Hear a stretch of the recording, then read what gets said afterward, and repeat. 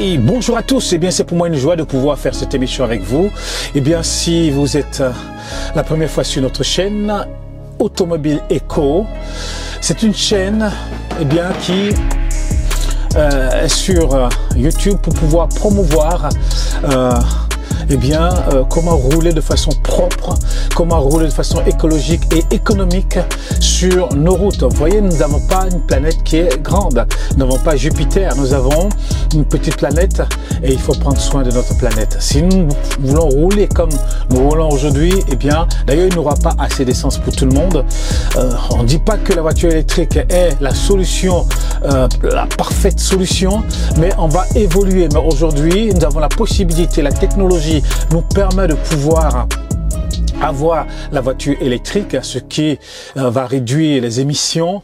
Moi aujourd'hui, quand je vais à Paris, c'est complètement pollué.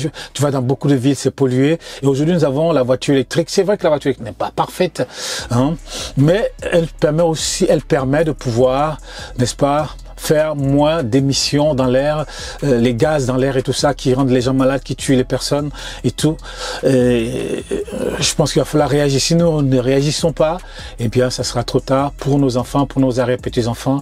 Donc, il est important de réagir par rapport à cela et sensibiliser les constructeurs, les concessionnaires pour que on puisse aller dans ce sens. Aujourd'hui, peut-être beaucoup ne le comprennent pas quand on parle de voiture électrique. Certains sont pas contents, ils s'énervent et tout cela, mais je pense qu'il va falloir comprendre cela avec le temps. Aujourd'hui, nous voyons des inondations ici en Europe, nous voyons la canicule, vous allez en Afrique, vous avez la sécheresse, des inondations et beaucoup de choses.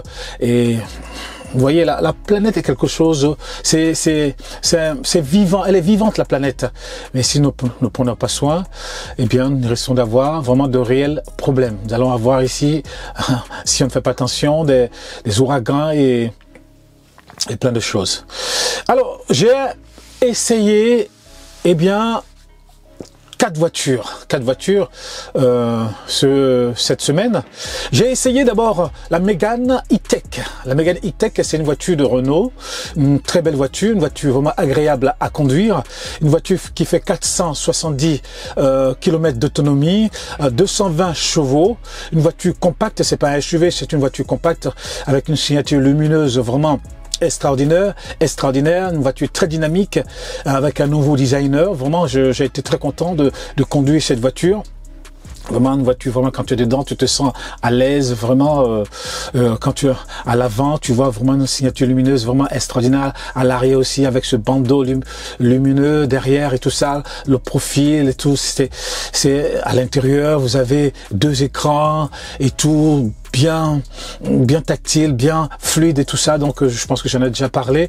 Et vraiment, cette voiture, vraiment, elle est superbe. Vraiment, si certains veulent l'acheter, bon, c'est à vous de voir, et vous pouvez l'acheter, il n'y a pas de souci. Mais le problème qu'ils peuvent améliorer, je dirais, parce que aucune voiture électrique n'est parfaite, donc on peut améliorer. Le problème qu'il faut voir par rapport à cette voiture, c'est le prix. Le prix quand même est un peu cher, je pense, un peu salé par rapport à cette voiture. Elle est un peu légère aussi. Quand on la conduit, elle est un peu légère. Et puis, par rapport au prix, et j'ai vu que beaucoup de voitures électriques, le prix quand même est un peu salé. Et le citoyen lambda, quelquefois, a du mal à conduire, à acheter, je dirais, ces voitures-là. Donc, il faut voir le prix. Le prix est... S'ils voient le prix, je pense que beaucoup vont se jeter sur cette voiture. Et cette voiture, je pense qu'elle est formidable. Et il n'y a pas de souci. Deuxièmement, j'ai essayé la voiture, la Smart #1. #1, c'est une voiture de chez Mercedes. Et je pense que c'est les Chinois qui fabriquent, parce que cette voiture est fabriquée maintenant en Chine. C'est une voiture qui fait 420 km, qui a 420 km d'autonomie, 272 chevaux, 62 kW de batterie. Et c'est un compact, c'est pas un SUV, c'est un compact qui est à peu près comme la Mégane E-Tech. Donc je l'ai conduit aussi, c'est une voiture vraiment Smart #1 qui est fabriquée en Chine. C'est une voiture vraiment qui... enfin le design il est super bien, hein. Il y a deux écrans dedans, le design est super bien, à l'avant, à l'arrière, vraiment le design est super bien. Même à l'intérieur, c'est pour les dames, le design est vraiment super bien pour les dames qui cherchent des voitures avec plusieurs couleurs qui sortent de l'ordinaire, ainsi de suite. Donc une voiture qui est bien, je l'ai conduit sur la route, qui réagit, qui est vraiment dynamique, hein, qui réagit très très bien sur la route. Donc vraiment, mais ce qui bloque un petit peu aussi, c'est le prix. Le prix est quand même un peu salé, donc il va falloir à l'avenir que le constructeur puisse revoir le prix, parce que à ce prix-là, bon, les gens ils sont un peu méfiants. Donc il faut revoir le prix pour que les gens puissent acheter cette voiture, une voiture formidable. Les dames peuvent acheter cette voiture, donc il est important aussi de le comprendre. J'ai aussi essayé le Mustang Mach-E. Mustang Mach-E, une voiture mythique américaine, vraiment une voiture formidable. C'est un SUV, sport utilitaire véhicule. Un SUV, vraiment une voiture confortable, une voiture un peu agressive, hein, quand tu appuies, aïe aïe aïe, une voiture vraiment formidable. Donc merci au concessionnaire qui m'a permis d'essayer cette voiture. Donc c'est une voiture vraiment formidable, une voiture super bien.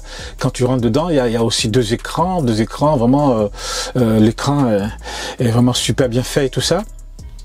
Et quand on roule, que ce soit à l'avant, les signatures lumineuses, à l'arrière aussi, le profil, vraiment, j'en avais même déjà parlé sur la vidéo.